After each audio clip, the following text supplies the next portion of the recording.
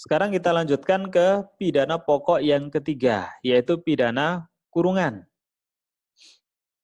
Pidana kurungan ini lebih ringan dari pidana penjara. Karena dulu saya sampaikan pasal 10 KUHP yang menyebutkan jenis pidana pokok dan pidana tambahan. Untuk pidana pokoknya itu bersifat hierarkis.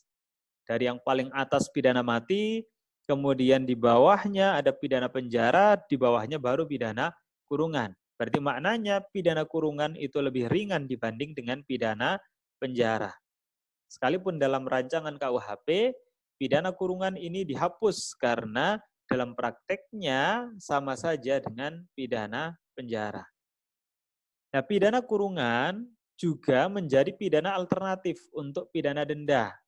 Jadi kalau orang dijatuhi pidana denda, itu pasti akan disubsidiarkan dengan pidana kurungan. Maknanya apa? Ketika orang tidak mau membayar denda, maka akan diganti dengan pidana kurungan. Jadi tidak ada perampasan barang untuk mengganti denda. Denda itu dibayarkan semata-mata karena kesukarelaan dari terpidana. Kalau terpidana tidak mau bayar denda, nggak bisa dipaksa, tapi akan digantikan dengan pidana kurungan.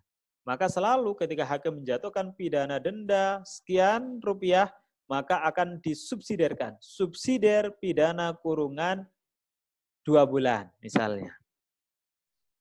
Nah, sama dengan pidana penjara. Pidana kurungan ini paling sedikit 1 hari.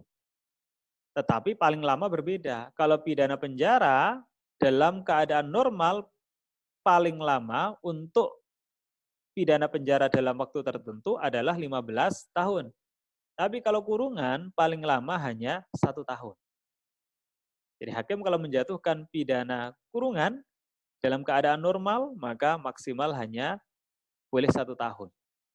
Ya, kalau ada pemberatan maka bisa ditambah. Kalau pidana penjara bisa sampai 20 tahun, maka pidana kurungan itu hanya maksimal menjadi 1 tahun 4 bulan. Alasannya sama, mungkin karena perbarengan, atau konkursus, atau pengulangan, residif, atau karena abuse of power, ketentuan pasal 52 KUHP. Maka dari 1 tahun bisa ditambah hingga menjadi 1 tahun 4 bulan. Di atas 1 tahun 4 bulan, maka tidak boleh hakim ketika dia menjatuhkan pidana kurungan. Sama dengan pidana penjara, pidana kurungan ini juga ada pidana kurungan bersyarat atau percobaan. Silakan nanti bisa dipelajari sendiri dalam pasal 14A sampai F KUHP. Nah, pidana kurungan dilaksanakan di lembaga pemasyarakatan atau LP. Jadi sama dengan pidana penjara. Ya, tadi sudah saya sampaikan dalam rancangan KUHP dihapus karena dalam prakteknya sama dengan pidana penjara. Nah, sekarang apa bedanya antara pidana penjara dan pidana kurungan? Yang pertama, pidana penjara diancamkan pada tindak pidana yang agak berat atau serius, yaitu untuk kejahatan dan untuk tindak pidana yang dilakukan dengan kesengajaan. Kejahatan lebih serius dibanding dengan pelanggaran. Kesengajaan lebih serius dibanding dengan kelalaian.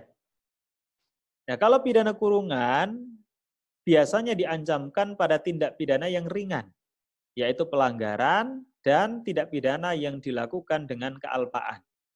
Tapi ini biasanya ya, tidak bersifat umum.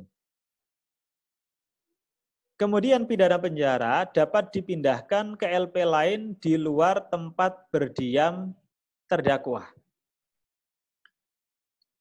Jadi kalau terdakwa misalnya berdiam di Kota Yogyakarta, dia boleh dipindahkan bukan di LP Kota Yogyakarta, tapi di LP tempat yang lain, misalnya di Sleman, di Bantul, dan seterusnya. Nah, kalau pidana kurungan tidak dapat dipindahkan ke LP lain di luar tempat berdiam terpidana. Jadi kalau terpidana tempat kediamannya ada di kota Yogyakarta, maka ketika dijatuhi pidana kurungan, ya dia tetap harus ditempatkan di LP di mana dia berdiam. Jadi tidak boleh dipindahkan ke LP lain di luar tempat terpidana berdiam.